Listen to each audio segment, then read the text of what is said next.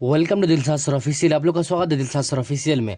आज हम लोग जानेंगे क्लास 9th का ज्योग्राफी का चैप्टर नंबर 9th का, जिसका नाम है क्षेत्रीय अध्ययन। जिसमें इसमें जितना भी ऑब्जेक्टिव टाइप क्वेश्चन दिया हुआ है, लघु उत्तरीय टाइप क्वेश्चन दिया हुआ है और दीर्घ उत्तरीय टाइप क्वेश्चन दिया हुआ है, सभी का आंसर के बारे में जानेंगे, यानी कि संपूर्ण आंसर जानेंगे। कहने का अर्थ है कि इस चैप्टर में जितना भी क्वेश्चन दिया हुआ है ना, सभी का आंसर के बारे में जानेंगे।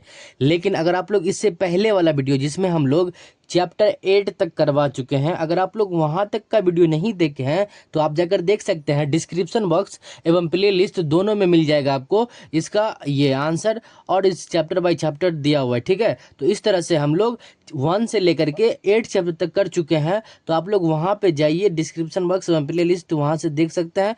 आज इस वीडियो में हम लोग क्षेत्रीय अध्ययन यानी अध्याय 9 का चैप्टर 9 का जितना भी ऑब्जेक्टिव टाइप क्वेश्चन, लघु उत्तरीय, दीर्घ उत्तरीय क्वेश्चन है उसके बारे में जानेंगे। तो सबसे पहले हम लोग ऑब्जेक्टिव टाइप क्वेश्चन जान लेते हैं, यानी वस्तुनिष्ठ प्रश्न के बारे में जान लेते हैं, ठीक है।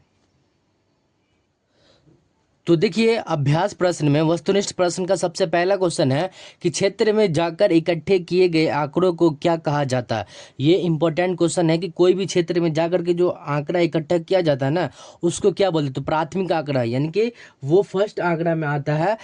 मतलब क्षेत्र में, कोई भी क्षेत्र में जो उसका जो है ना आंकड़ा को जो इकट्ठा करता है, तो वो प्राथमिक आंकड़ा यानी कि फर्स्ट आंकड़ा में आता है, ठीक है। उसके बाद अगला क्वेश्चन देखिए, भूगोल में क्षेत्रीय अध्ययन है।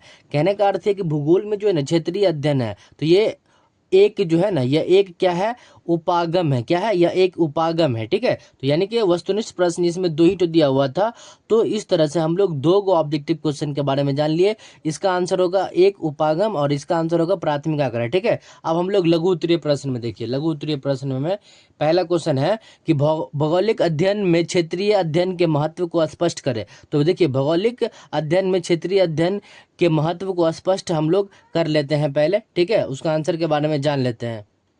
तो फर्स्ट क्वेश्चन का आंसर में लिखिएगा कि भौगोलिक अध्ययन के क्षेत्रीय अध्ययन में क्या महत्व है। तो आंसर में क्षेत्रीय अध्ययन से किसी क्षेत्र की प्राथमिक आर्थिक, सामाजिक और सांस्कृतिक विशेषताओं का समग्र ज्ञान प्राप्त होता है। कहने का अर्थ यह है ना कि जो क्षेत्रीय अध्ययन होता है ना, किसी भी क्षेत्र का प्राकृतिक, सामाजिक, आर्थिक और सांस्कृतिक विशेषता का जो है हमको ज्ञान प्राप्ति होता है। इसी को हम भौगोलिक अध्ययन में क्षेत्रीय अध्ययन का महत्व बता सकते हैं, ठीक है। तो लघु उत्तरीय का फर्स्ट नंबर क्वेश्चन हो गया। अब हम लोग सेकंड नंबर क्वेश्चन देखते हैं। तो देखिए, सेकंड नंबर क्वेश्चन में क्या है। सेकंड नंबर क्वेश्चन क्या रहा कि भूमि भूमि का कृषि के लिए उपयोग किस क्षेत्र में अधिक होता है। तो भूमि का कृषि के लिए उपयोग किस क्षेत्र में अधिक होता है। तो देखिए, भूमि का जो है ना समतल एवं उपजाऊ मैदानी क्षेत्र में कृषि का जो सबसे ज्यादा उपयोग होता है। यानी कि भूमि का जो उपयोग है ना समतल एवं उपजाऊ मैदानी क्षेत्र में इसका उपयोग अधिक होता है, ठीक है।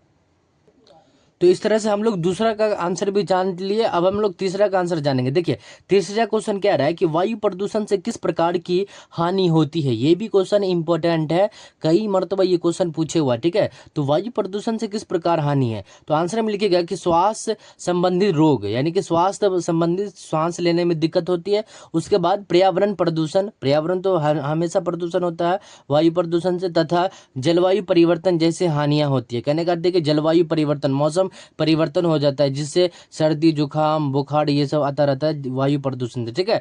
तो इस तरह से वायु प्रदूषण से किस प्रकार की हानि हो सकती है। तो इस तरह से श्वास संबंधित रोग, यानी कि सांस लेने में दिक्कत, पर्यावरण प्रदूषण यानी कि जितना भी पेड़ पौधा सब प्रदूषण हो गया, जलवायु में परिवर्तन, जलवायु यानी कि मौसम परिवर्तन, किसी को बुखार, खांसी ये सब जो हो जाता है, ठीक है। तो मौसम परिवर्तन के कारण ही होता है, ठीक है। अगला क्वेश्चन देखिए, चौथा नंबर क्वेश्चन कि जल प्रदूषण से होने वाली हानि की चर्चा करें, ठीक है। तो जल प्रदूषण से होने वाली हानि की चर्चा हम लोग कर लेते हैं। अगर आप लोग को ये नहीं हो रहा तो देखिए, आप लोग बुक में भी यही आंसर दिया हुआ है, यानी कि बुक में भी यही क्वेश्चन दिया हुआ है, उसका आंसर इस तरह से आप लिख सकते हैं। देखिए, आपके क्वेश्चन में यही बुक में दिया हुआ है कि वायु प्रदूषण से किस प्रकार हानि था, तो ये हम बता दिए।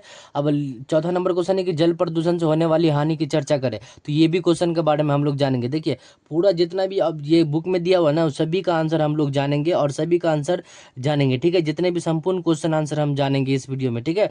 तो आप लोग धैर्य रखें और इस क्वेश्चन आंसर को एक मरतबा जरूर देखें, ताकि आपके एग्जाम में जो भी क्वेश्चन पूछे तो आपको दिक्कत ना हो। और ज़्यादा से ज़्यादा शेयर करने की कोशिश करें, ताकि आपके जो दोस्त हैं उनको भी सहायता मिल सके, ठीक है। तो देखिए, चौथा नंबर क्वेश्चन क्या रहा है कि जल प्रदूषण से होने वाली हानि की चर्चा करें। तो जल प्रदूषण से पेयजल, कहने का अर्थ यह है कि जल प्रदूषण से पेयजल दूषित होता है, जल जनित रोग फैलता है। कहने का अर्थ है कि जल प्रदूषण जो है ना, पेयजल पीने वाला जो जल होता है ना वो दूषित होता है, यानी कि उसमें हानिकारक ये मिल जाता है। तो इसके कारण क्या होता है कि जनित रोग फैलते रहते हैं और जलीय जीवों को नुकसान होता है।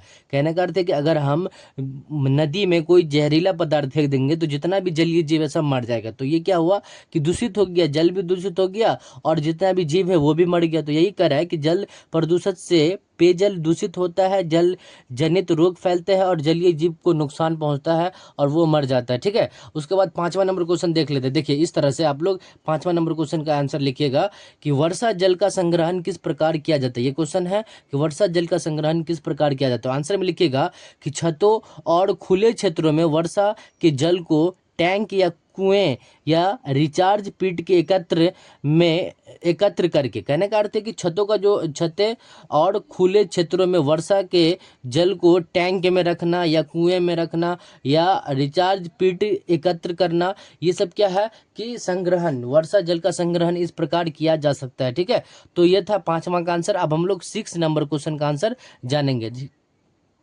ठीक है, देखिए 6 नंबर क्वेश्चन क्या कर रहा है कि एक आरेख की सहायता से वर्षा जल संग्रहण को दिखाइए। ये क्वेश्चन इंपॉर्टेंट है कि एक आरेख की सहायता से वर्षा जल के संग्रहण को दिखाइए, यानी कि दर्शाइए कि वर्षा जल का संग्रहण किस प्रकार है। ठीक है, तो 6 नंबर क्वेश्चन क्या कह रहा है कि एक आरेख की सहायता से वर्षा जल के संग्रहण को दिखाइए।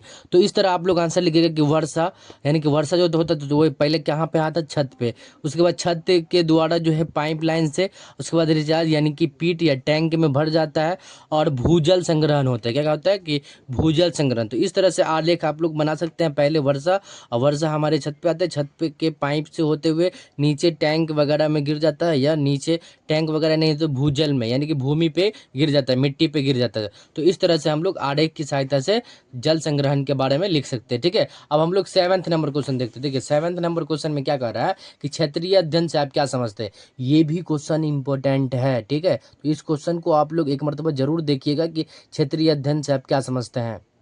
तो इसका आंसर में लिखिएगा कि किसी क्षेत्र या प्रत्यक्ष निरीक्षण कर जानकारी एकत्र करने की प्रक्रिया को क्षेत्रीय अध्ययन करते हैं। कहने का अर्थ यह है ना, कोई भी क्षेत्र में प्रत्यक्ष निरीक्षण करके जानकारी, यानी कि उसके बारे में जानकारी प्राप्त करने की प्रक्रिया को ही क्षेत्रीय अध्ययन कहते हैं। ठीक है, तो इस तरह से हम लोग 7वां नंबर क्वेश्चन का आंसर जान लिया। अब हम लोग 8 नंबर क्वेश्चन का आंसर जानेंगे। देखिए 8 नंबर क्वेश्चन क्या कह रहा है कि क्षेत्रीय अध्ययन के क्या लाभ है। ये जो लाभ है ना क्षेत्रीय अध्ययन के क्या लाभ है, तो उसके बारे में हम लोग जान लेते हैं। देखिए क्षेत्रीय अध्ययन के लाभ की जानकारी आप लोग इस तरह से लिख सकते हैं कि यह सही जानकारी मिलती है, इससे सही जानकारी मिलती है, व्यवहारिक ज्ञान बढ़ता है तथा समस्याओं को समझने में सहायता मिलती है।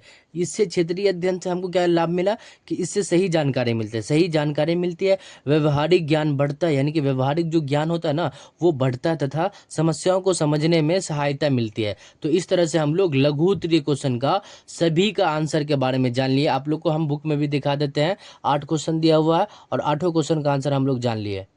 देखिए आपके बुक में भी 8 नंबर क्वेश्चन तक दिया हुआ है ना, 8 नंबर, सॉरी एक क्वेश्चन और है, 9 नंबर क्वेश्चन है। तो 9 नंबर क्वेश्चन को भी जान लेते हैं। यहाँ पे देखिए क्षेत्रीय चयन करते समय किन बिंदुओं पर ध्यान देना चाहिए। ये क्वेश्चन छूट गया, तो ये क्वेश्चन के बारे में जान लेते हैं। उसके बाद हम लोग दीर्घ उत्तरीय क्वेश्चन के बारे में जानेंगे। ठीक है, देखिए 9 नंबर क्वेश्चन क्या कह रहा है कि क्षेत्र का चयन करते समय किन बिंदुओं पर ध्यान देना चाहिए। ये क्वेश्चन इंपॉर्टेंट है कि क्षेत्र का जो मतलब चयन करते हैं ना तो उस समय किन बिंदु पर हमको ध्यान देना चाहिए। तो देखिए क्षेत्र सुलभ यानी कि सुरक्षित अध्ययन के उद्देश्य के अनुरूप तथा आवश्यक जानकारी उपलब्ध कराने वाला होना चाहिए। कहने का अर्थ है कि जो भी क्षेत्र में हम जाते हैं ना तो सुलभ सुरक्षित अध्ययन का उद्देश्य अनुरूप तथा आवश्यक जानकारी उपलब्ध कराने वाला हमको चाहिए, तब इस तरह से हम लोग क्षेत्रीय चयन कर सकते हैं। ठीक है, और ये बिंदु सटीक है। ठीक है, तो इस तरह से हम लोग लघु उत्तरीय का जितना भी क्वेश्चन था, जो भी क्वेश्चन था सभी का आंसर के बारे में जान लिए। अब हम लोग दीर्घ उत्तरीय प्रश्न में देखेंगे कि क्या है और उसके बारे में उसका आंसर जानेंगे। ठीक है, दीर्घ उत्तरीय प्रश्न में देखिए कि नीचे दिए गए सारणी का अध्ययन करके उसके नीचे दिए गए प्रश्न के उत्तर दिए, यानी कि प्रमुख भूभाग ये दिया हुआ है वन फसल क्षेत्र, तीर्णभूमि, और यहाँ पे जो क्वेश्चन दिया हुआ कि उस भूभाग भू उपयोग वर्ग का नाम लिखिए जिसका क्षेत्रफल लगातार घट रहा है। तो यानी कि इसका जो आंसर है आप लोग को स्क्रीन पे नजर आ रहा होगा, इसका आंसर आप लोग स्क्रीन पे देख सकते हैं, ठीक है। उसके बाद दूसरा देखिए यहाँ पे फसल क्षेत्र के लगातार बढ़ने का मुख्य कारण स्पष्ट करें। उसके बाद लास्ट क्वेश्चन देखिए इसमें किसी भी मतलब ग का किसी भी भूभाग वर्ग के अंतर्गत सबसे कम भू क्षेत्र का उपयोग क्या हुआ है, ठीक है। ये था। अब यहाँ पे ये पहला क्वेश्चन का आंसर था। अब हम लोग दूसरा क्वेश्चन का आंसर देख लेते हैं। देखिए दूसरा क्वेश्चन में क्या कह रहा है कि क्षेत्र अध्ययन के लिए प्रश्नावली के विभिन्न विधियों को चर्चा करें। तो ये छोड़ देते हैं, इसको जो ज़्यादा नहीं ध्यान देना, ठीक है। उसके बाद वायु प्रदूषण के 4 स्रोत का वर्णन करें। ये क्वेश्चन इंपॉर्टेंट है, ठीक है। तो इसका आंसर आप लोग को स्क्रीन पर नजर आ रहा होगा कि वायु प्रदूषण के 4 स्रोत इस तरह से है। आप लोग इसका स्क्रीनशॉट भी ले सकते हैं और अपने फेयर कॉपी नोटबुक जो भी में लिखना है लिख सकते हैं, ठीक है। तो इस तरह से हम लोग चैप्टर 9 का ज्योग्राफी चैप्टर 9 का संपूर्ण क्वेश्चन आंसर कर लिए, जिसमें हम लोग ऑब्जेक्टिव टाइप क्वेश्चन, लघु उत्तरीय, दीर्घ उत्तरीय सभी का आंसर के बारे में जान लिए। मुझे उम्मीद है कि आप लोग को ये वीडियो अच्छा लगा हो। अगर अच्छा लगा तो जरूर लाइक कीजिएगा और चैनल पर नए हो तो चैनल को जरूर सब्सक्राइब कर लीजिएगा और एक प्यारा सा कमेंट कर लीजिएगा ताकि हमारा मोटिवेट बना रहे और इसी तरह का वीडियो हम लाते रहे। मिलते हैं नेक्स्ट तत्व के लिए। जय हिंद, जय भारत।